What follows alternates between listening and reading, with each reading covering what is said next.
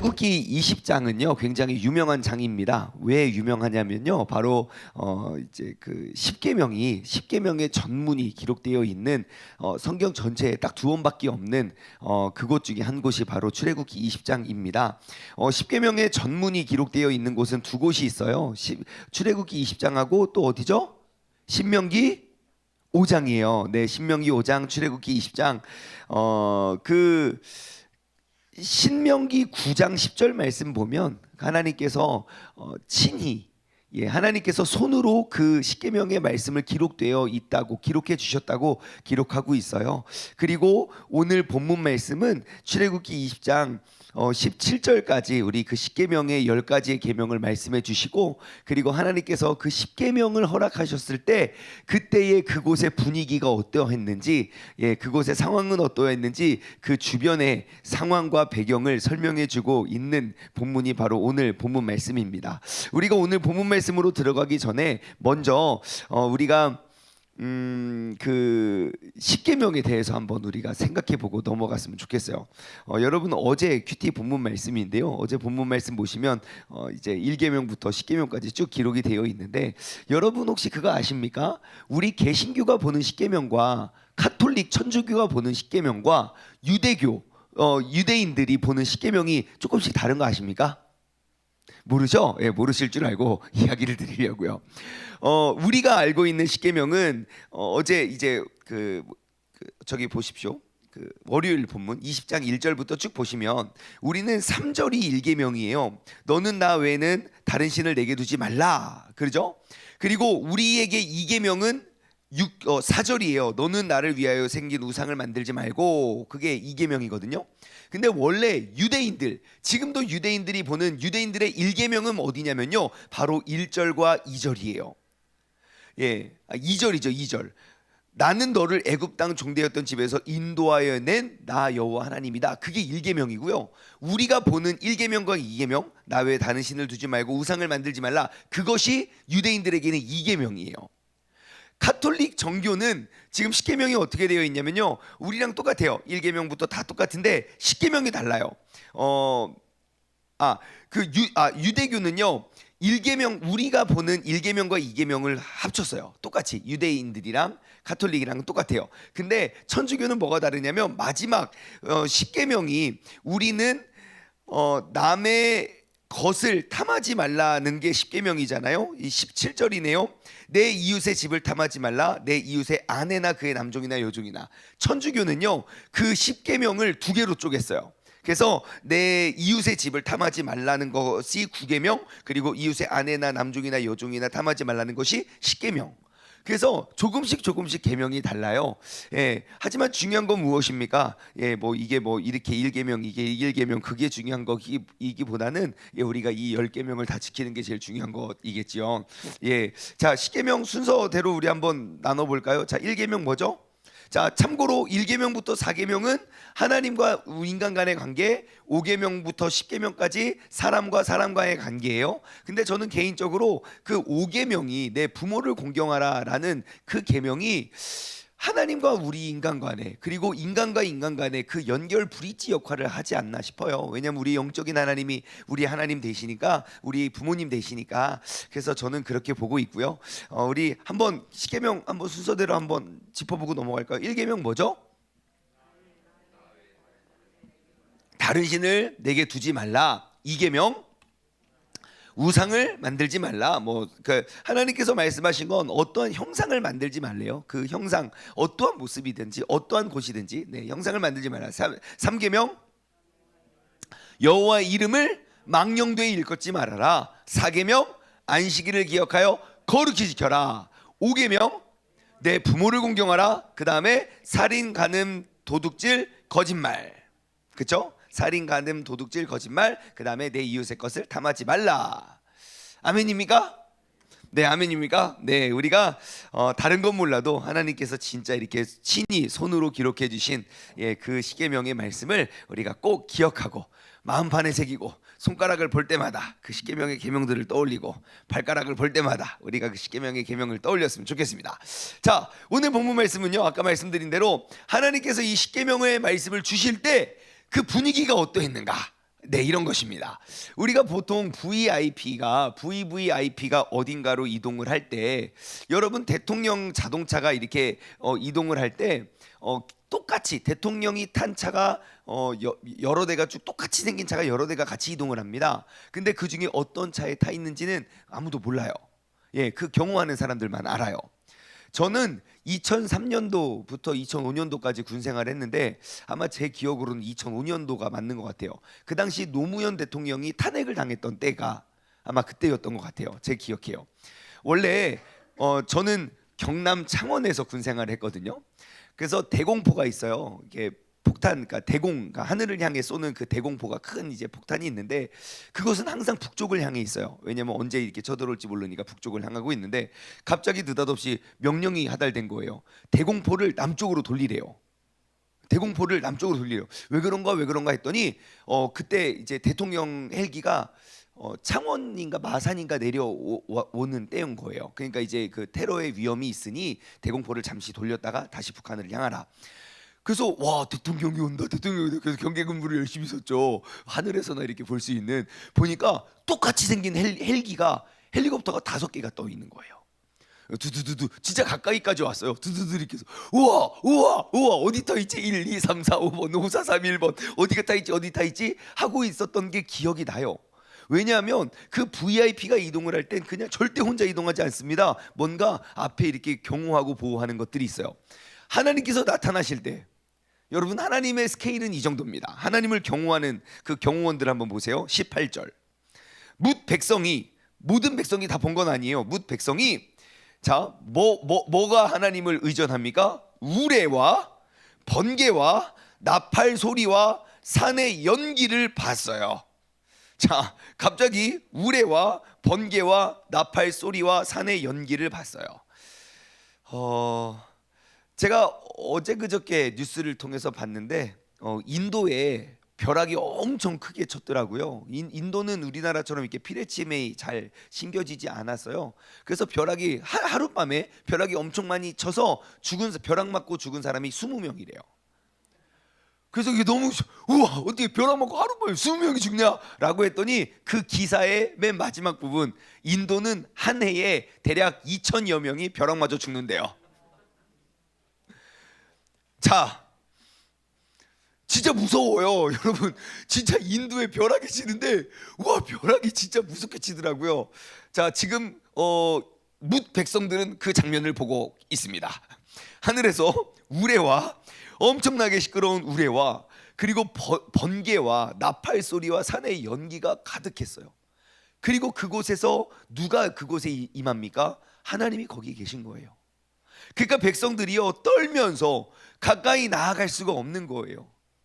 그 위엄과 그 어마어마한 그 하나님의 모습을 바라보고 가까이 나아갈 수가 없는 거예요. 그러면서 19절 이렇게 말해요. 모세에게 이야기합니다. 만만한 게 모세잖아요. 불평불만도 다 모세한테 이야기하고, 자기가 무서워도 다 모세. 당신이 우리에게 말씀하소서, 우리가 듣겠습니다. 하나님은 말씀 제발 안 하셨으면 좋겠어요. 하나님 너무 무서워요. 그러면서 하나님이 우리에게 말씀하지 말게 하옵소서, 우리가 죽을까 하나이다. 와, 저 번개와 우레소리와 저 하늘로부터 들리는 어마어마한 그 천사들의 나팔 소리와 그 산의 연기를 보자마자 그들이 행했던 첫 번째 반응, 당신이 제발 우리한테 말해주세요. 이거 아빠한테 잃으면 아빠한테 맞는 것보다 그냥 당신한테 혼나는 게 나을 것 같아요. 이런 분위기인 거예요.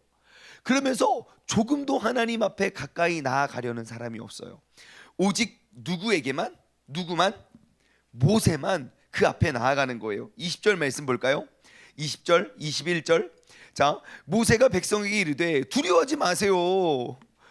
두려워하지 말래요. 세상이 어떻게 안 두려워합니까? 지금 그렇게 무섭는데. 그러면서 하는 말, 하나님의 임하심은 너희를 시험하고, 자, 하나님의 임하심의 이유입니다. 목적. 첫 번째, 너희를 시험하고, 그리고 두 번째, 너희를 경외하게 하고, 세 번째, 범죄하지 않게 하려 함이니네. 백성들은 멀리서 서 있고 모세는 하나님의 계신 흑암으로 가까이 가니라. 그래요. 백성들은 다 하나님으로부터 멀리 있는데 모세는 하나님께 가까이 나아갔대요. 똑같은 하나님이에요. 똑같이 그들을 인도하시는 분이고요. 똑같이 그들이 사랑하고 경외하는 하나님이에요. 그런데 왜 누군가는 앞으로 나아가고 왜 누군가는 그냥 멀찌감치 그냥 서 있는 걸까요? 백성과 모세의 차이점은 무엇일까요? 뭘까요? 친밀함의 차이 아니겠습니까? 하나님이 누군지를 안다면 내가 그 하나님께 어떻게 행해야 될지를 아는데, 하나님을 믿기는 믿지만 하나님이 누군지 몰라요. 그러니 오해할 수밖에 없는 거예요. 저는 이 말씀을 묵상하는데 딱 하나의 장면이 떠오르더라고요. 여러분, 담임 목사님 어렵습니까? 편합니까? 네? 담임 목사님 1대1로 식사해 보셨습니까? 밥 먹을 때부터 끝날 때까지 한마디도 안 하십니다. 담임 목사님과 이렇게 옆에 앉아 계셔 보셨습니까? 요즘은 많이 달라지셨어요. 예, 진짜 한마디도 안 하시고, 옛날에는요, 몇 년 손주들을 보기 전까지만 해도, 우리 하영이가 태어나기 전까지만 해도, 예, 그냥 늘 어려우신 분이에요. 지금도 여전히 어려우신 것 같아요. 왜냐하면 교역자들이 이렇게 모여서 회의를 하잖아요. 그럼 담임 목사님 앉아 계십니다. 그러면 가장 먼 자리부터 채워서 앉아요. 그래서 담임 목사님 옆자리 항상 비어 있어요. 그래도 뒤늦게 교역자가 딱 오잖아요. 그럼 어떻게 하는 줄 아십니까? 거기 앉아야 되잖아요. 보조 의자를 가지고 맨 멀리 갑니다. 그러면서 제가 딱 들어가면 하나같이 저에게 사인을 보내요. 뭐예요? 그 자리에 앉으라. 누군가는 앉아야 되는데 그 부담스러운 자리는 그래도 그나마 편한 당신이 앉아라, 이거예요. 식당을 갈 때도 그렇습니다. 항상 그 옆자리와 앞자리는 비어 있어요. 거기에 꼭 누가 앉냐면 저 아니면 이영대 목사님. 이영대 목사님은 정말 잘 앉으세요. 왠지 아세요? 담임 목사님 수행비서를 그렇게 오래 했거든요. 바로 그거예요. 친밀함의 차이거든요. 내가 하나님과 친밀함이 있다면 그 환경과 배경이 나를 죽이려는 것이 아니라 나를 살리기 위한 것임을 알아요. 그래서 그 위험과 그 번개와 우레를 뚫고, 하나님이 이렇게 한 건 나에게 겁주고 너 오지 마라의 메시지가 아니라 너희가 나를 두려워함으로 나에게 가까이 나아와라 라는 하나님의 메시지임을 알았던 거예요. 그 하나님을 몰랐던 백성들은 여전히 무서워서 멀리 서서 하나님을 두려워만 하고 있지만, 그 하나님의 계획과 의도를 알았던 모세는 더욱더 친밀하게 하나님께 나아가 하나님의 말씀과 그 계명을 받아서 세상 사람들에게 전달하는 거예요. 여러분은 어떻게 하시겠습니까? 우리가 맨날 주님께 기도하고 찬양하잖아요. 하나님께로 더 가까이 갑니다. 더 가까이 가면 점점점 우레와 번개와 나팔 소리와 검은 구름이 막 가득해요. 어떻게 하시겠습니까? 하나님 만나실래요? 제발 저는 장충만 목사님으로 충분하오니 하나님 장충만 목사님에게 임하여 주시고 저는 목사님을 통해서 전달을 받게 해주세요. 여러분, 어떤 것입니까? 여러분, 하나님 진짜 만나길 원하십니까? 하나님 정말 눈앞에 나타났으면 좋겠어요? 진짜 무서울 수도 있어요, 참고로. 자, 그러면 우리가 생각할 수 있는 건 왜 백성들은 하나님께 가까이 나아갈 수 없겠냐는 거예요. 무엇이 백성들을 하나님께 가까이 나아갈 수 없게 만들었을까요? 무엇이, 왜 하나님이 언제 야 니들 다 무서워해라 막 언제 뭐 그랬습니까? 안 그래요. 근데 무엇이 그들을 하나님 앞에, 왜 그들은 하나님 앞에 서면 죽을 것 같은 그러한 두려움과 그러한 생각을 하게 되었을까요? 무엇이 그들을 그렇게 두렵게 만들었을까요? 그들이 죄죠. 죄. 여러분, 죄는 결단코 내 안에 그냥 묻어두면 안 됩니다. 왜냐하면 그 결정적인 때 하나님 하고 달려가야 되는데 워워워워 오지 마세요. 오워워워워 우리가 그 결정적인 순간에 하나님 앞에 나아가지 못하게 만드는 그런 도구가 될 수가 있거든요. 반드시 우리 모든 삶의 순간에 어느 한 순간은 반드시 우리가 그 심판의 때에 심판의 자리에 서게 될 것이거든요. 그래서 우리는 내 안에 그냥 담아두고 묻어두는 죄가 그냥 괜찮으면 안 됩니다. 물론 우리가 인간의 육신의 옷을 입고 사는 한 우리는 그 죄로부터 자유로워질 수 없어요. 죽을 때까지 우리는 자유로워질 수 없어요. 하지만 죽을 때까지 죄와 우리는 씨름을 해야 된다는 거예요. 어떻게 해서든지 내 안에 내가 발견한 죄가 있을 때마다 우리가 그 죄를 한꺼풀 한꺼풀, 한 뿌리 한 뿌리 뽑아내고 한꺼풀 한꺼풀 벗겨내기 위해는 우리는 끊임없이 노력을 해야 된다는 것입니다. 왜냐? 우리의 인생은 하나님과 한 걸음 한 걸음 더욱더 가까워지고 있기 때문입니다. 하나님 앞에서는 그 날, 그 심판의 날이 점점점 내 삶에 가까워지고 있기 때문입니다. 여러분, 하나님께서 우리에게 나타나신 그 이유가 무엇입니까? 20절에 기록되어 있어요. 너희는 두려워하지 말라. 하나님의 임하심은 너희를 시험하고 너희로 경외하여 범죄하지 않게 하려 함이다. 그래요. 하나님의 임하시는 이유, 우리를 시험하고, 우리를 무엇을 시험합니까? 네가 나만을 섬기느냐, 나를 가장 사랑하느냐 사랑하지 않느냐 라는 나의 믿음과 나의 자세, 태도를 시험하는 거예요. 너희가 나를 경외하느냐 경외하지 않느냐. 하나님이 아브라함의 믿음을 보고 아브라함을 선택하세요. 그리고 아브라함의 믿음이, 야, 넌 진짜 믿음이, 야, 그냥 내가 봐도 너무 좋다 라고 하지 아니하시고 그를 계속 시험하세요. 너가 이 독자 이삭을, 그 아들 독자 이삭을 나에게 바치는 것을 통해서 내가 그걸 보니까, 야, 네가 나를 경외하는, 네가 나를 얼마나 더 사랑하는지 내가 알겠다 하고 복을 주세요. 욥도 마찬가지지요. 욥도요, 하나님께서 그냥 막 계속 자랑하고 다녔던 그러한 자랑의 대상이었어요. 근데 그 믿음이 진짜인지 가짜인지, 그 믿음이 환경이 가져다 주는 것인지 진짜 주님을 향한 것인지 시험하잖아요. 다 빼앗아 보잖아요. 그래도 흔들리지 않는 모습을 보고 더욱더 큰 복을 주잖아요. 여러분, 오늘 우리에게, 우리 눈앞에 펼쳐져 있는 그러한 시험대가, 내가 진짜 난 힘들어 죽겠어, 나 진짜 못 살겠어, 나를 못 살게 하는 것이 아니라 내가 더욱더 하나님 앞에 경외하는 자인가, 주님을 두려워하지 않는 자인가, 내가 주님을 더욱더 믿는 자인가, 내가 세상을 더욱더 의지하는 자인가, 나를 테스트하는 그 연단이, 그 시험이 되기를 소망합니다. 힘들고 어려울수록 우리가 더욱더 주님을 의지해야 돼요. 나에게 어려운 일들이 눈앞에 펼쳐질 때일수록 그때가 바로 내 안에 있는 믿음이 작동할 때입니다. 여러분, 그 스위치는요, 모든 것들이 평안하고 안정적이 되면 우리는 더욱더 그 스위치를 찾기가 어려워요. 시험과 연단과 그 어려움이 나에게 다가오면 다가올수록 진짜 그 하나님을 향한 그 내 안에 그 믿음의 스위치가 정말 더 선명하게 보일 거예요. 우리가 나에게 다가오는 모든 시험이 그 하나님을 더욱더 경외할 수 있는 그러한 스위치가 되기를 소망합니다. 그리고 그 스위치를 딱 키잖아요. 그러면 가장 먼저 드러나는 건 우리가 범죄하지 않게 한다는 거예요. 왜요? 내가 지금 짓는 그 범죄가 하나님으로부터 더 멀게만 만들거든요. 더욱더 멀리 가게 만들고 하나님께 더욱더 가까이 다가갈 수 없게 만들기 때문입니다. 여러분, 오늘 하루 우리가 이렇게 살았으면 좋겠어요. 내 삶에 나 오늘 새벽 예배 드리고 나 진짜 말씀 듣고 내가 막 그래서 모든 일들이 형통한 것이 믿음이 아닙니다. 오늘 하루 가운데 수많은 시험들이 내 안에 다가올 수도 있어요. 근데 그 시험이 하나님과 나의 사이를 갈라놓고 멀리 떼놓는 것이 아니라 하나님과 나를 더욱더 가까이 만드는 시험이 되길 소망합니다. 내 눈앞에 어떠한 시험과 역경이 다가올지라도 내가 그때 더욱더 하나님을 의지하고 더욱더 하나님을 신뢰하고 더욱더 하나님을 경외, 하나님을 두려워함으로 우리가 내 삶에 있었던 그런 모든 죄악들을 한 뿌리 한 뿌리 그 죄악의 뿌리들을 뽑아내어 주님과 더욱더 친밀해질 수 있는 저와 여러분 되기를 주님의 이름으로 간절히 소망합니다. 여러분들이 오늘 하루를 살아가실 때 우리가 하나님과 한 걸음 더 가까이 다가갔으면 좋겠어요. 하나님과 한 걸음 더 가까이 다가가면요, 내 영적인 어깨가 더 무거워질 수도 있어요. 지나면 지날수록 주님께서 더 귀한 사명을 주시거든요. 하나님과 더 한 걸음 한 걸음 가까우면요, 예수님의 그 십자가가 더욱더 선명해질 수도 있어요.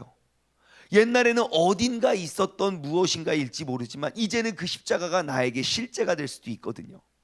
하지만 두려워하지 마십시오.